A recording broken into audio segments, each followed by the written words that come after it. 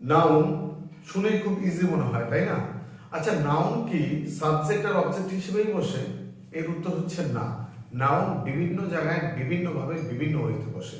সেটা কি আজকের ক্লাসে আমরা তাই দেখিয়ে দিব।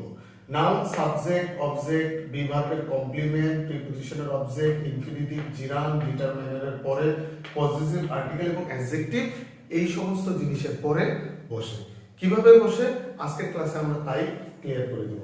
যেমন সাবজেক্ট হিসেবে সাফা ইজ এ গুড বয়, সাফা হচ্ছে এখানে সাবজেক্ট। অবজেক্ট হিসেবে উই লাইক ফ্রিডম, এখানে ফ্রিডম হচ্ছে অবজেক্ট।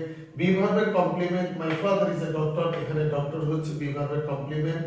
প্রিপজিশনের অবজেক্ট মানে প্রিপজিশনের পরে যেটা বুঝবে, যেমন শি ওয়েন্ট টু মার্কেট, এখানে মার্কেট হচ্ছে টু, প্রিপজিশনের পরে আছে। ইনফিনিটিভ হিসেবে যেটা বসে টু টেল, টু টেল এটা হচ্ছে ইনফিনিটিভ, এটা নাউন। জিরান হিসেবে বসলে তখন টেল থেকে টেলিং হয়ে যাবে।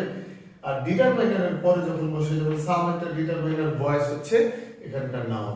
আরো কিছু বিষয় আছে যার পরে নাউন বসে, সেটা হচ্ছে কি পজিটিভ, আর্টিকেল এবং অ্যাডজেক্টিভ।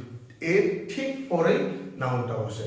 তাহলে আমরা নাউনের প্লেসমেন্ট এখন থেকে শুধু সাবজেক্ট আর অবজেক্ট হিসেবে চিন্তা করব না। নাউনের প্লেসমেন্ট এর বাইরেও অনেক জায়গায় হয়। সাবজেক্ট হিসেবে, অবজেক্ট হিসেবে, কমপ্লিমেন্ট হিসেবে, প্রিপজিশনাল অবজেক্ট হিসেবে, ইনফিনিটিভ হিসেবে, জিরান্ট হিসেবে, ডিটারমাইনার এরপরে পজিটিভ, আর্টিকেল এবং অ্যাডজেক্টিভ এরপরে নাউন বসে। Thank you sir.